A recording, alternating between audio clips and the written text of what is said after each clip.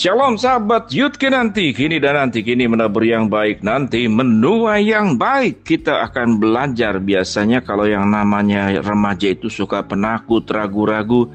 Kita akan belajar bagaimana 7 cara efektif meningkatkan dan melatih mental berani. Wow.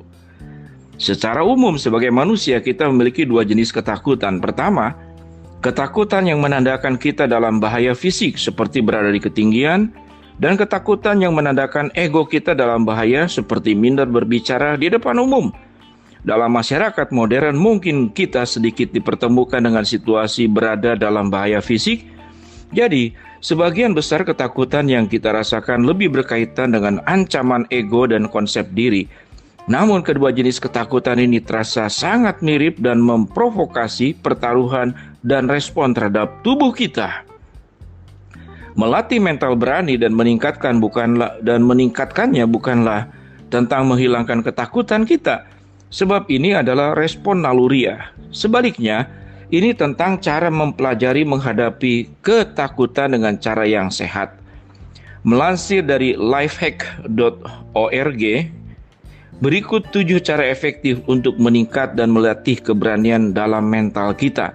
1. Ingatkan diri jika ketakutan tidak selalu membantu.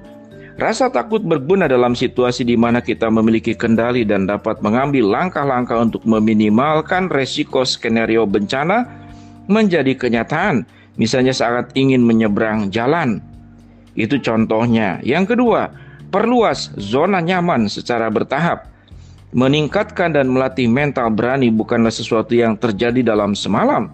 Ini adalah proses hari demi hari dan kemungkinan besar kita akan sukses di bidang ini jika berfokus dan memperluas zona nyaman selangkah demi selangkah. Misalnya, jika kita merasa takut berbicara dengan orang baru, mulai dari hal kecil dengan percakapan singkat dengan orang yang kita temui.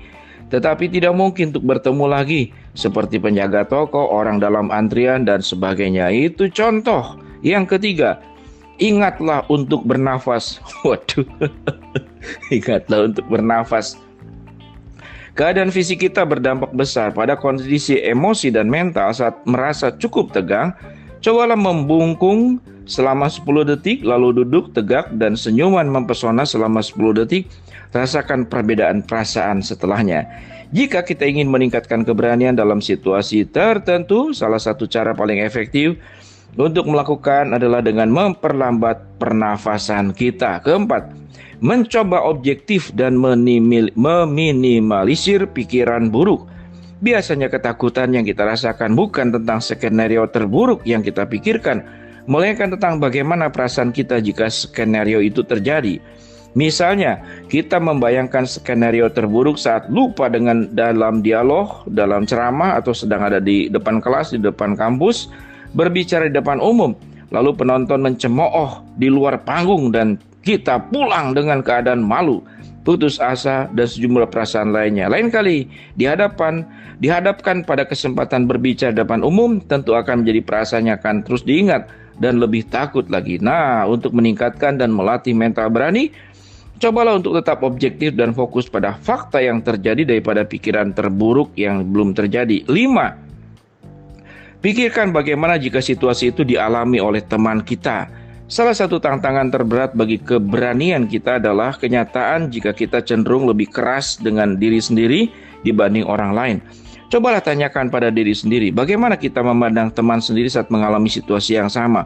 Apakah kita akan fokus pada cemoohan atau justru mengaguminya karena mereka telah mengambil risiko memikirkan tentang bagaimana kita memandang orang lain dan situasi yang sama dapat mengatur ulang skenario. Jadi lebih positif kepada diri sendiri. 6. Tanyakan, aku harus menjadi siapa ketimbang apa yang harus saya lakukan. Dalam hal meregangkan zona nyaman dan melakukan tindakan keberanian, kita sering berfokus pada apa yang perlu kita lakukan. Misalkan, jika kita ingin aktif dalam berlatih triathlon di akhir tahun, kita harus mencari informasi apa yang berguna untuk melakukannya. Sibukkan diri dengan melatih kualitas apa yang akan dimiliki oleh versi pemberani di masa depan. Bagaimana mereka memulai setiap hari kebiasaan baru yang akan mereka kembangkan sampai kebiasaan lama yang harus mereka ubah. Ketujuh, beraksi. Ketika kita merasa kurang berani dan menunggu keberanian itu datang, pastinya akan lama sekali. Pada kenyataannya justru akan mengurangi keberanian kita sendiri. Satu-satunya hal yang membantu kita melakukan lebih berani adalah beraksi, mengambil tindakan, keluar dari zona nyaman, dan mengirimkan pesan pada diri sendiri jika kita adalah orang yang berani. Demikian sahabat Yud Kinanti, jangan pemalu, jangan minder, jangan takut. Hanya orang-orang beranilah masa depan itu akan digapai. Karena kalau kita semua serba takut, tentu harus takut yang terukur ya, takut juga harus berani juga yang benar. Maka kita akan mengalami kemajuan. Tuhan menolong, Tuhan menyertai, jangan takut. Musa pun melewati laut Teberau penuh dengan ketakutan, tapi dia berani terus melangkah ke depan. Jadi pribadi pemberani. Shalom sahabat Yud Kinanti. Sampai bertemu kembali dalam episode yang berikut.